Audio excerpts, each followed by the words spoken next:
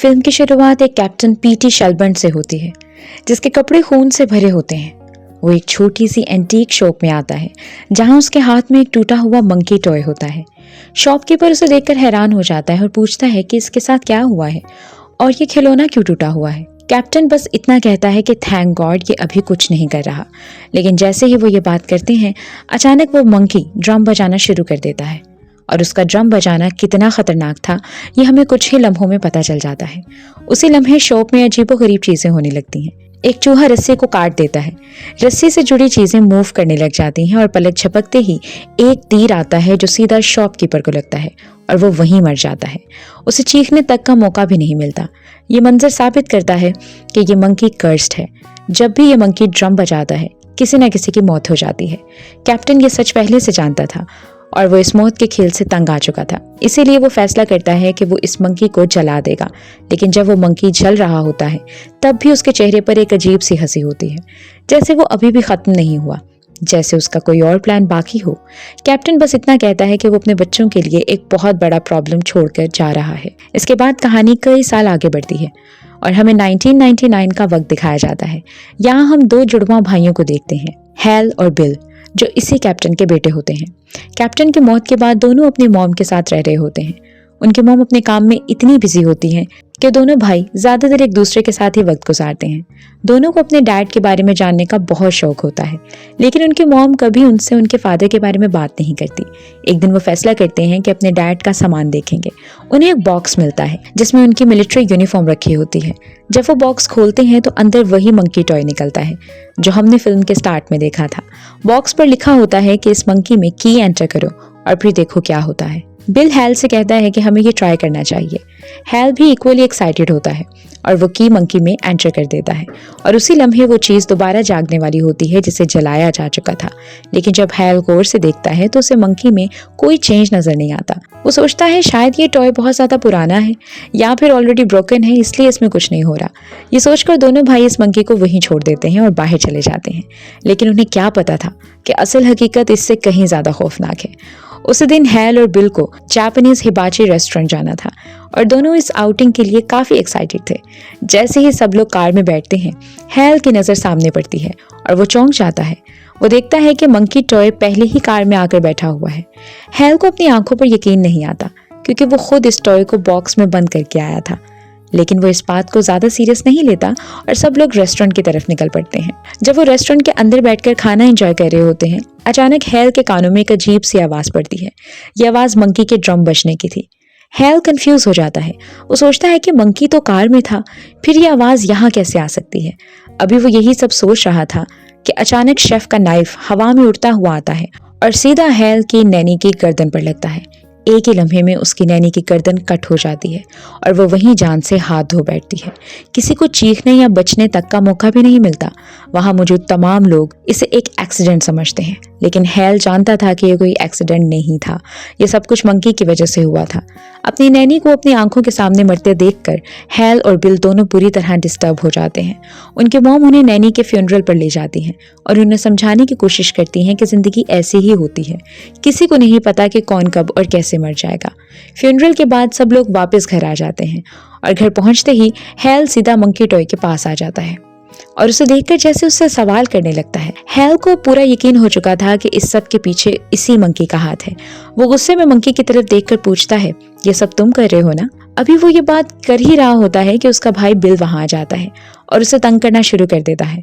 Hell अपने भाई को सब बताता है कि कैसे उसने मंकी को खुद बॉक्स में रखा था, फिर वही मंकी मिस्टीरियसली कार में आ गया और फिर कार से ड्रम की आवाज आई और फौरन इसके बाद नैनी की मौत हो गई।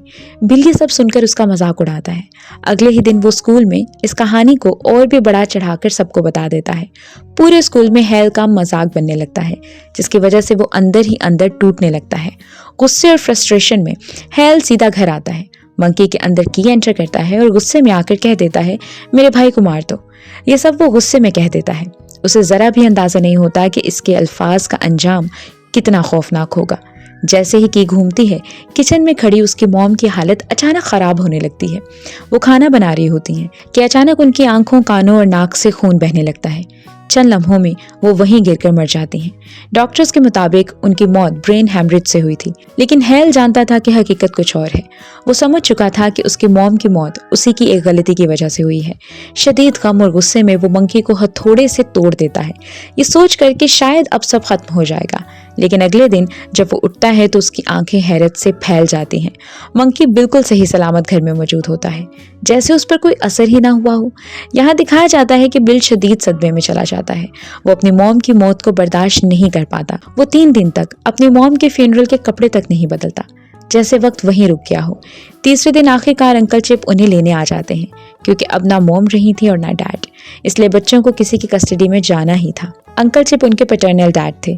यहाँ आकर हेल के दिल में शदीद पछतावा था। वो अंदर ही अंदर टूट चुका था और चाहता था कि बिल को सच बता दे, चाहे इसका अंजाम कुछ भी हो। काफी हिम्मत जमा करने के बाद वो आखिर बिल को सब कुछ बता देता है। वो कहता है कि मॉम की मौत किसी बीमारी की वजह से नहीं हुई थी, बल्कि इस मंकी के ड्रम की वजह से हुई थी, और इस सब का जिम्मेदार वो खुद है।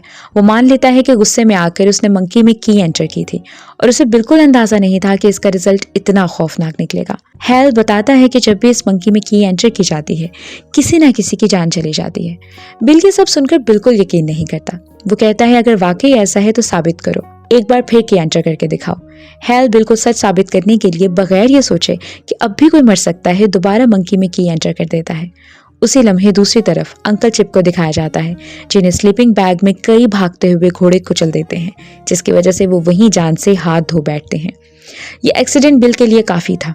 अब उसे यकीन हो गया कि ये मंकी कोई आम टॉय नहीं, बल्कि एक इंतहाई खतरनाक कर्स चीज है।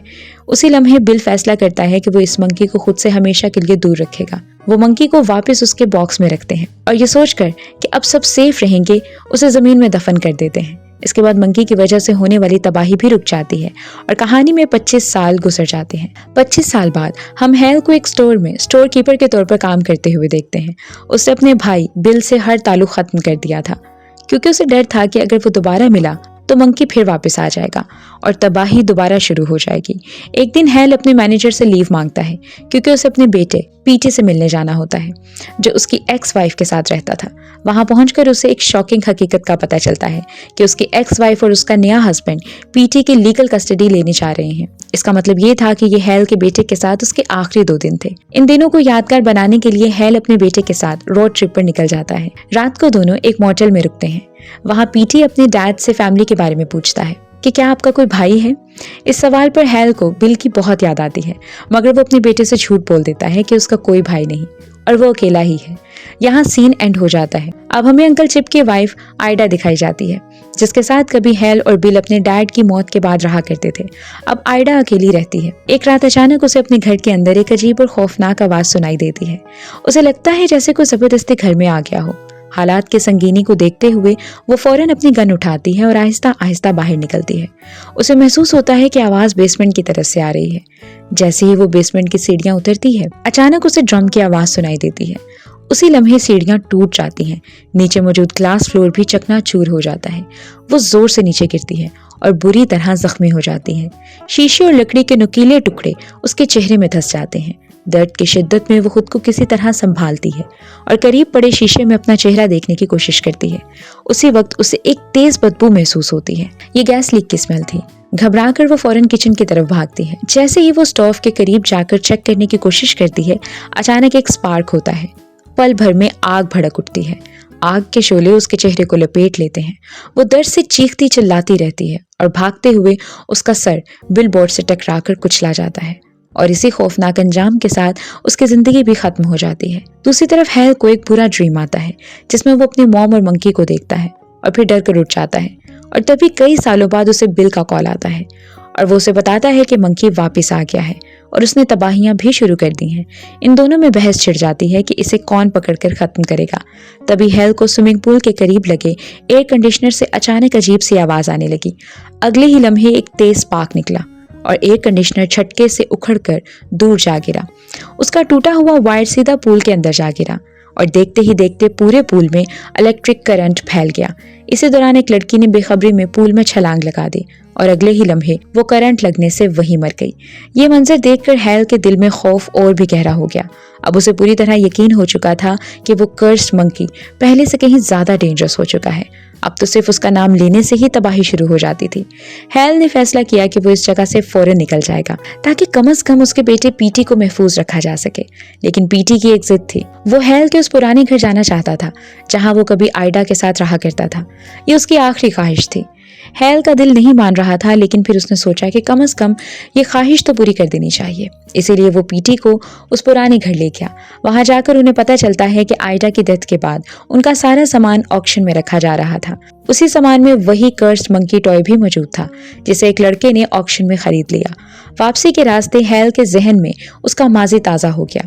उसे याद आया कि बचपन में वो अपने फादर को कितना मिस करता था, कितनी शिद्दत से उनकी कमी महसूस करता था। लेकिन हैल की मॉम ने कभी उसे अपने फादर के करीब नहीं जाने दिया और फिर उनकी डेथ हो गई। यही सोचें उसके जहन में थी कि अचानक एक एजेंट वहां आ जाती है।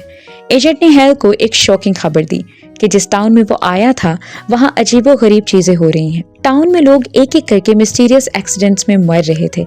ये सुनकर हैल के होश उड़ गए। अब उसे पूरी तरह समझ आ गया कि वो मंकी टॉय इसी टाउन में मौजूद है। ये सुनने के बाद पीटी ने यह भी जान लिया कि हैल का एक ब्रदर भी है।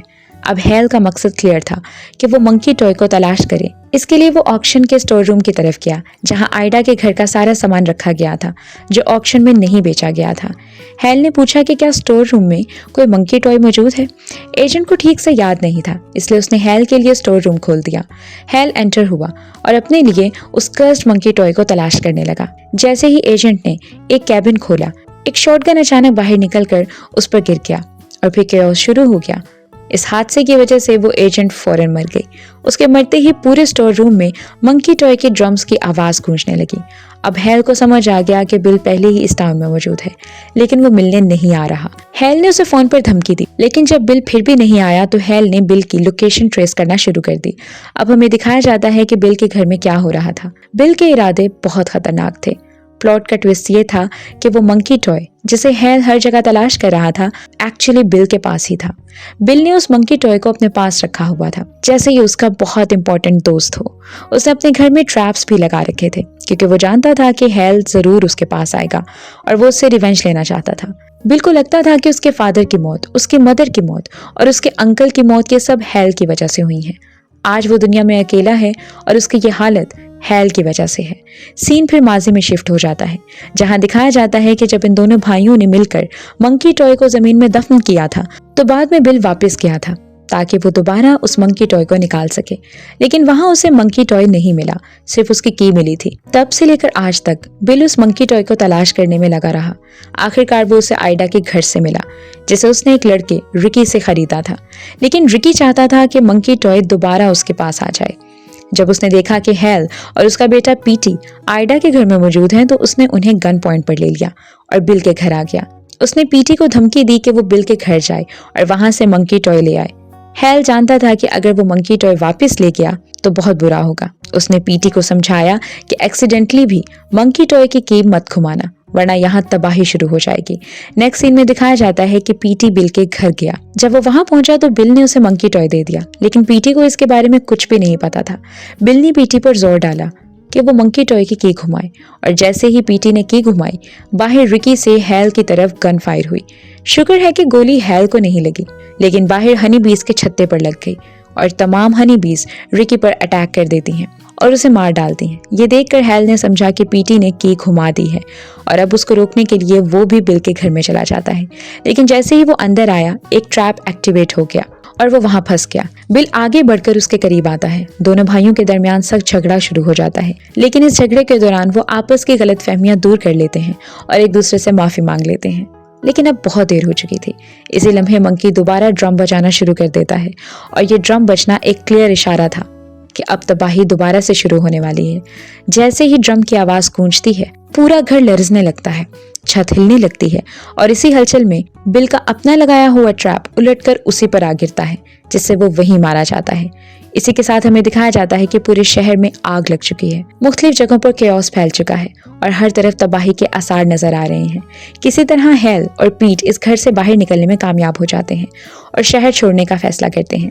जाने से पहले वो तय करते हैं कि मंकी अपने पास ही रखेंगे ताकि आइंदा होने वाली तबाही को कंट्रोल किया जा सके। शहर से निकलते वक्त उनकी नजर एक डेथ हॉर्स पर पड़ती है जो मौत का सिंबल समझा जाता है। ये घोंसले पेल राइडर इन दोनों की तरफ देखकर सर हिलाता है, ये दिखाने के लिए कि वो दोनों अब सेफ हैं। तभी चीयर लीडर से भरी हुई एक बस एक ट्रक से टकरा जाती है, जिससे जाहिर होता है कि हीरोज के सर्वाइवल के बावजूद मौत का सिलसिला जारी रहेगा। हेल और पीटी अब मंकी के केयर टेकर थे, ऐसी दुनिया में जहां मौत हमेशा छुपी रहती है। ये फिल्म द मंकी इंसाफ की कोई कहानी नहीं है, बल्कि ये जिंदगी के अंदर छुपे हुए केओस और मौत के अनप्रेडिक्टेबल होने का एक पावरफुल सिंबल है। इस कहानी में हमें ये भी पता चलता है कि मंकी कभी उसे नहीं मारता जो चाबी घुमाता है। मंकी अब हमेशा हेल और उसके बेटे पीटी के साथ रहेगा और यहीं पर यह फिल्म खत्म हो जाती है।